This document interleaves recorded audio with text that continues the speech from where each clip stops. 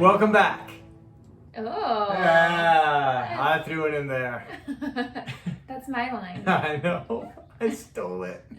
What is the question? The first question today is, how do I know the difference between quitting and like simplifying or focusing? Imagine that someone decides I'm going to do keto. Okay. And they're pursuing this eating plan, and then they're like, I really want this cake. Mm-hmm. Well, they could eat the cake and justify it as like, no, I tried out keto, it's just not for me. I'm now doing this, and now cake is included. Mm-hmm. But how do you know, are you bailing on something that you're attempting to pursue, or are you making an adjustment that's in your best interest? Mm-hmm.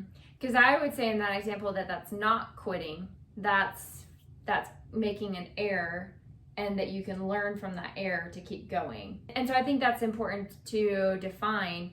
I don't think there can be a start and quit if there's not a clear destination, a goal. Mm-hmm. And so it need to be like 30 days. Like I'm gonna try out keto for 30 days. Yeah. And 5 days in, you're like, forget it, I'm having cake. Because it could be like, oh, I don't like the way keto feels in my body. Correct. I evaluate this isn't good. I'd like to increase my carbs. It could be done from a very empowered place. Yeah. Or it could be like, no, I just want cake. I would say first you have to know why you're choosing what you're doing and where what your intention behind it is. Otherwise, there's a lack of commitment. And anytime that we have a lack of commitment, then there's really no like starting or stopping. Mm-hmm. And so in that same situation, in that same example that you just gave, I'm Jake, husband. Zake. In that example, let's say they do know they want to do keto for 30 days and it is to lower the amount of sugar that they're having. Okay. Now they stop doing keto because cake is available at Bible study, and then they never get back on keto. That is a hard quit. And so how do you know when you are quitting? It's because you have a goal and a certain amount of time that you want to get there, and you're deciding, oh, this isn't what I want to do anymore in the moment. I'm just not going to do it. Maybe I'll start again later. What do you think? Mm-hmm. I think that you honestly know. And I think that you know based on how you feel about the decision. Does it feel small? Is it a little bit of like a shrinking away? Does it, feel like you're playing small, or does it feel expansive? Does it feel like I'm making a big decision to pursue what I want most, to sacrificing what I want? Mm-hmm. To me, that feels different. Like literally in my body, it feels different. It makes me sit different. And if I'm really honest, I know. Mm-hmm. If I'm quitting, if I have to ask the question, I'm probably quitting. That's what I would say. I would say that there was a time in my life where quitting was a habit of mine, and I didn't think that. I just thought that I was not consistent, and not being consistent felt like a skill that was very frustrating, or a habit that was really frustrating. Being inconsistent was a habit. So I didn't think that I was a quitter. I thought that I just struggled with consistency. I would say that's an excellent example of knowing that you're quitting. Yeah. If it fosters a belief like I struggle with consistency. And so now, being someone who does consistently show up, there are times where I say, okay, I'm going to try keto, and decide, oh, this is not for me, and I'm not going to do it.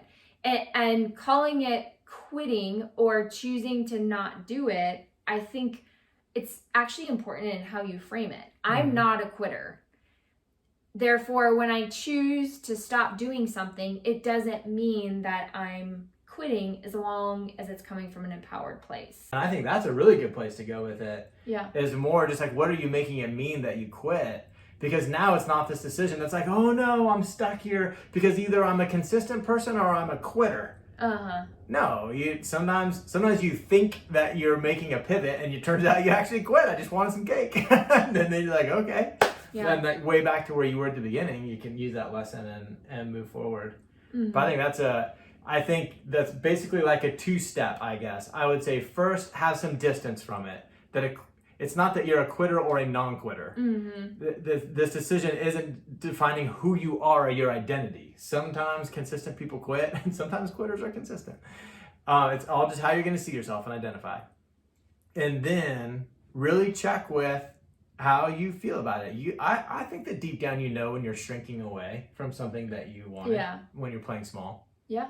And to know that if that is coming up in a certain area, we talk to clients who are there in their marriage or their business, and it feels really heavy. Like I'm ready to quit, but I'm not wanting to be a quitter.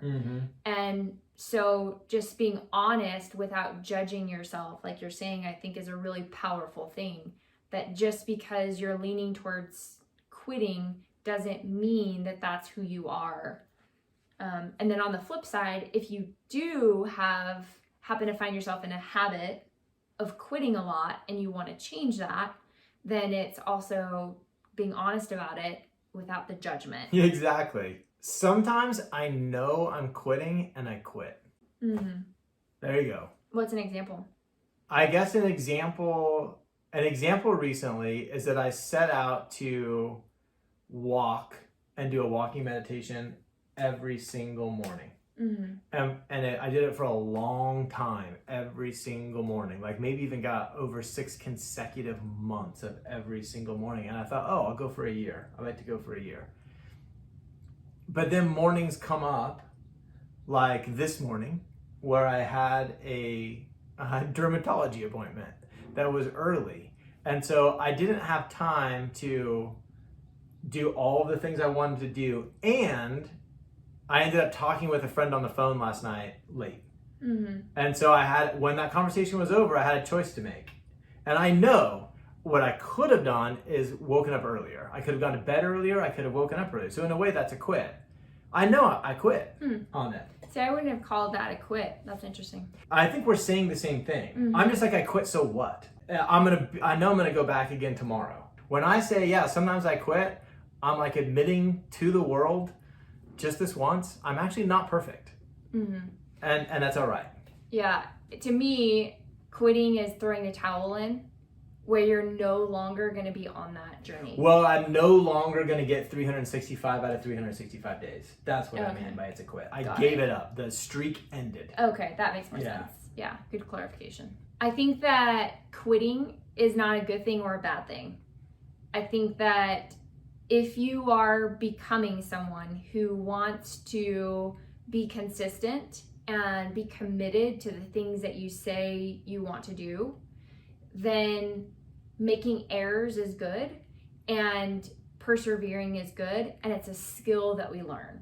And so just keep showing up each day and reevaluating.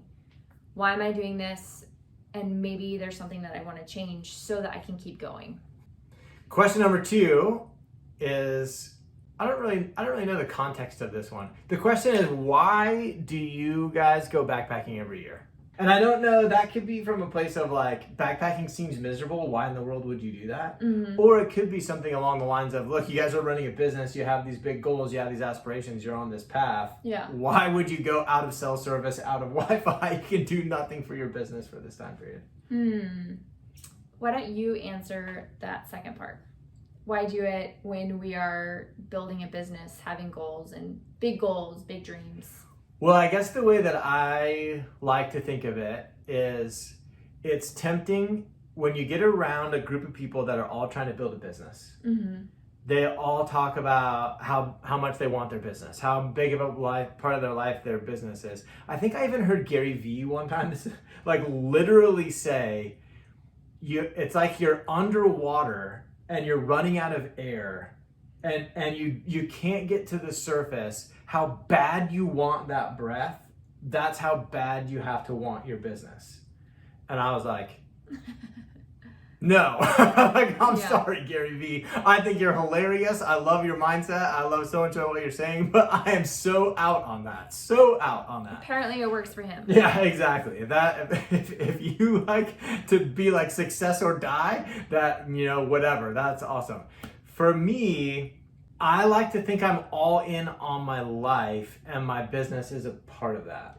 I like being all in on things as a character trait. I like that idea, but primarily I'm all in on life, and my business is not the most important thing in my life. And so I am willing to slow down, in theory, some sort of story I have about the projection of my business and what working every day might accomplish. I'm willing to slow down in my guess at where the business might go in order to make sure I'm being all in on my life. Because I find that when I go to the mountains, I get in touch with something inside me that is, on one hand, yeah, maybe good for the business, creativity, innovation, things like that. But on the other hand, it's just how I want to be. Like, I'm just being how I want to be, and I don't want to pass that up.